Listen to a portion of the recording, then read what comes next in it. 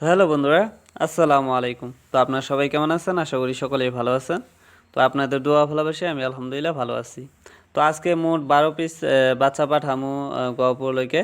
12 piece বাচ্চার ভিতরে আছে 6 পিস সিল্কির বাচ্চা আর 6 পিস টার্কির বাচ্চা। যদিও আমি আগের কয়েকটা ভিডিওতে বলছি যে আমি 10 পিসের তলে হ্যান ডেলিভারি পাঠাই না, কিন্তু ওই ভাইটা আর কি আজকে যাবৎ 4-5 দিন আগের থেকেই ফোন করে কইতাছে যে দাদা আমারে কয়েকটা বাচ্চা দেও, আমি পাইলা চাইলা দেখি কীরকম হয়। তারপরে ওই ভাইয়ের কথাটা আর ফালাইতে পারলাম না, ভাইয়ের কথাটা মানলাম।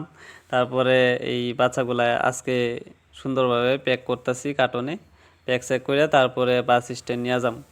তো এই বাচ্চাগুলা যখন আমি এই সুন্দরভাবে প্যাক করে যখন আমি রওনা দিচ্ছি, তখন রে ভাই এরকম বৃষ্টি, হ্যাঁ একদম বৃষ্টির কারণে যাওয়া যাইতেছিল না। তারপরে এইভাবেই আধা ভিজা গেছি বাস স্ট্যান্ড যাওয়ার পরে। ওই বাস স্ট্যান্ড যায় তো আরও বেশি বৃষ্টি।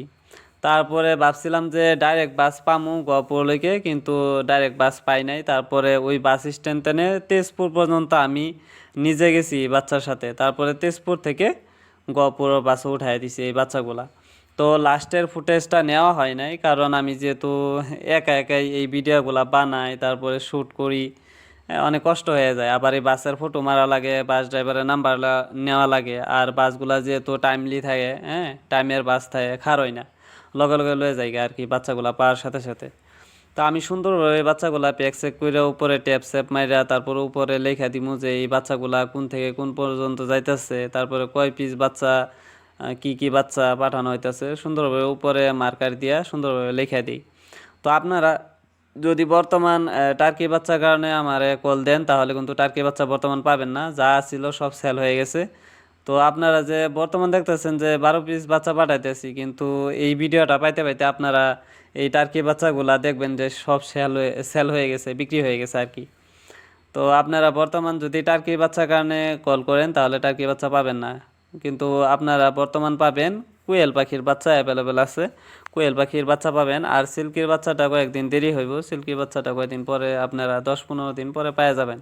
আর যেটা গেনি ফল মানে সিন মুরগির বাচ্চা, ওটা কয়দিন দেরি হইব। আমি অরিজিনাল বাচ্চাটা পাইতেছি না, এই কারণে অল্প লেট হইতেছে, দেরি হইতেছে। তো আপনারা কিছুদিন ওয়েট করেন, কিছুদিন পরে আমি যেনতেই হোক ম্যানেজ করে অরিজিনাল বাচ্চা যেটা গেনি ফাউল তিতির মুরগি, ওটার বাচ্চা আমি নিয়ে আসার চিন্তা ভাবনা করবো। আর বর্তমান আমি টার্কি বাচ্চাগুলা ফুটানো অফ করে দিছি, কারণ যেহেতু আবহাওয়া ভালো না, মানে দিনের পরিস্থিতি খুব খারাপ।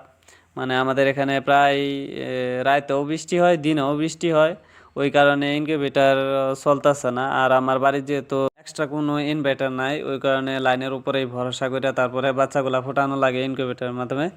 আর বর্তমানে আমি ইনকিউবেটার সব খুলে থুয়ে দিচ্ছি।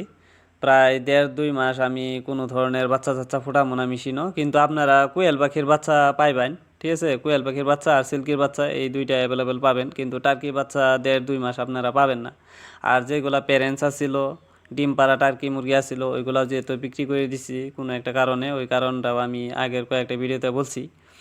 আর আমার যেহেতু এই মাসে আর কি এক্সাম আছে, 4th সেমিস্টারে এক্সাম আছে, 20 তারিখের আগেই হয়তো শুরু হয়ে যাবে এক্সাম। ফর্ম ফিল আপ এখন পর্যন্ত হয় নাই, কয়েকদিনের ভিতরে হয়ে যাবে আর কি। আমি যেহেতু পড়াশোনার পাশাপাশি এই সেক্টরে জড়িত আছি, পোলট্রি সেক্টরে। তো আপনারা এই ছোটো ভাইয়ের জন্য একটু দোয়া করবেন যাতে এই সেক্টরটা আর একটু ডেভেলপ করতে পারে, ঠিক আছে? তো ভালো থাকেন, দেখা হচ্ছে আবার পরবর্তী ভিডিওতে। আল্লাহ হাফেজ, আসসালামু আলাইকুম।